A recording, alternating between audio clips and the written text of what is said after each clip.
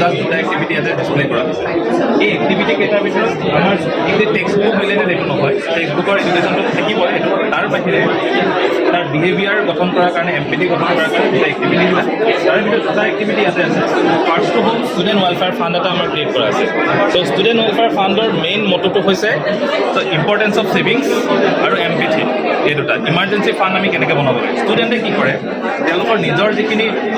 pocket money আছে তাৰ পৰা এটকা দুটকা সাঁচি প্ৰতিটো মান্থৰ ফাৰ্ষ্ট মানডে 10 rupees এটা আমাৰ এই বক্সটোত জমা কৰে চব ষ্টুডেণ্টে ক্লাছ 1 to 10 সেই জমা কৰাৰ পিছত আমি টিচাৰ্ছেও 20 rupees কৈ তাত এভৰি মান্থত জমা কৰোঁ চব টিচাৰ্ছে কৰে আমাৰ স্কুলত চ' সেইখিনি কৰাৰ পিছত আমাৰ এখন কমিটি আছে তাত আমাৰ টিচাৰ্ছ আছে গাৰ্জেন আছে আৰু ষ্টুডেণ্ট ইউনিয়নৰ যিজন ছেক্ৰেটাৰী যিজন পূৰা পদেন সদস্য সেই মেম্বাৰখিনি এটা বেংক একাউণ্ট আছে ইয়াৰ পৰা এদিন বক্স অপেন ডে কৰোঁ বক্সটো কোনো কিমান টকা জমা হ'ল সেইখিনি আমি একাউণ্টত ভৰাই ৰাখি দিওঁ এতিয়া যেতিয়া ষ্টুডেণ্টৰ কিবা মেডিকেল ইমাৰ্জেঞ্চি আহিব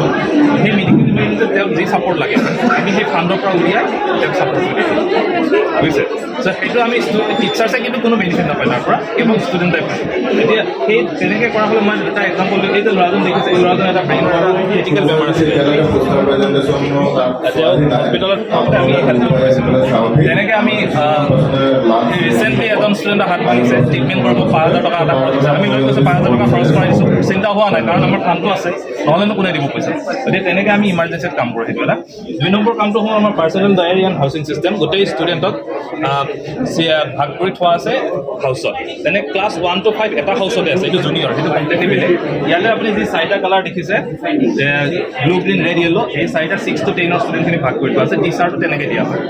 এতিয়া এই হাউচিং চিষ্টেমৰ এজনৰ কেপ্টেইন থাকিব তেওঁলোকে নিজৰ হাউচটো দায়িত্ব তেওঁলোকে থাকিব ইয়াতে কোনো ফ্ৰেণ্ডছৰ কথা নাথাকে গতিকে 6 to 10 এটা হাউচ এটা কমিউনিটি ছিনিয়ৰ জুনিয়ৰ যিটো কলিজন থাকে ন সেইটো নোহোৱা হৈ যায় হাউচিং চিষ্টেমৰ হোৱাৰ কাৰণে তাৰ উপৰিও গোটেই হাউচৰ ৰেছপনচিবিলিটি থাকে একেলগে ধৰক কোনোবা এটা হাউচে যদি কিবা ৰুল ব্ৰেক কৰিছে গোটেই নিগেটিভ পইণ্টটো হাউচটোৱে পায়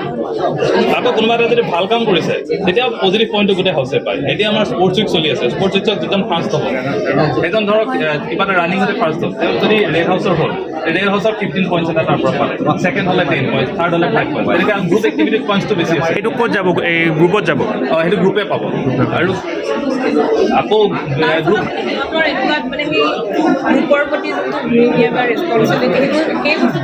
তাৰ পৰা ধুনীয়াকৈ ওলাই যায় এতিয়া ধৰক আমাৰ ফিল্ডখন স্কুলৰ লগতে নাই স্কুলৰ পৰা ফিল্ডলৈকে যাওঁতে হাউচ ৱাইজ দিওঁ নিউতে ইয়াত ডিচিপ্লিন ব্ৰেক নকৰে কাৰণ এটা হাউচে যদি ডিচিপ্লিন ব্ৰেক কৰে এজনো ব্ৰেক কৰে তেতিয়াহ'লে গোটেই হাউচটোৱে নিগেটিভ পইণ্টছ পাব ন তাতে গৈ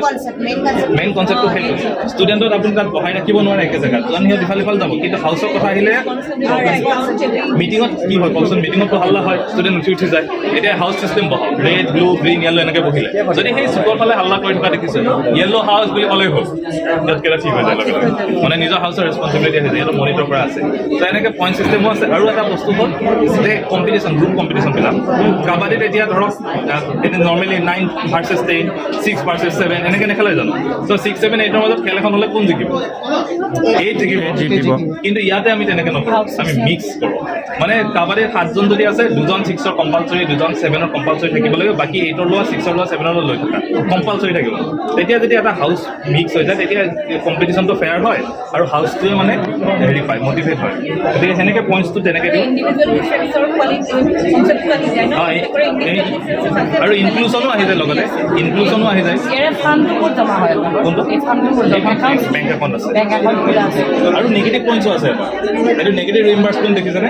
স্কিনাৰ যিটো ৰিইম্বাৰ্চমেণ্ট থিয়ৰী আছে সেইটো ইউজ কৰি আচলতে এইটো হয় তাত নিগেটিভ ৰিইম্বাৰ্চমেণ্ট কৰি পজিটিভ কাম কৰিব মটিভেট কৰা যিটো থিয়ৰী আছে সেইটো ইউজ হয় যেনে ধৰক লেট অহা ইউনিফৰ্ম ব্ৰেক কৰা কাৰোবাক জোকোৱা কিবা কৰা বুলি কৰা এনেকুৱা ধৰণৰ কাৰণে নেগেটিভ পইণ্ট আছে মানে এইটো গ্ৰুপৰ যিকোনো ষ্টুডেণ্ট নেকি এইটো ইণ্ডিভিজুৱেল হয় এইটো ইণ্ডিভিজুৱেল এইটো আমাৰ এই ৰেকৰ্ড এই বুকখনত এই ইয়াতে ৰেকৰ্ড হয় শ্ব' কৰি দিয়কচোন ইয়াতে ৰেকৰ্ড হয় যেনে ধৰক ইয়াতে লিখা আছে এইখন আমাৰ স্কুলৰ প্ৰতি ষ্টুডেণ্টৰ কাৰণে আছে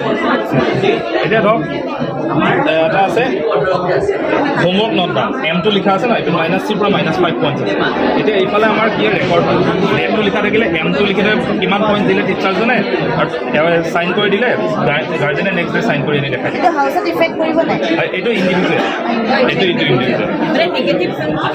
নিগেটিভ পজিটিভো আছে ইণ্ডিভিজুৱেল যেনে প্লাষ্টিক নেপেলাবৰ কাৰণে আমি এটা মিনি ডাষ্টবিন প্লাষ্টিক স্কুলে নিজে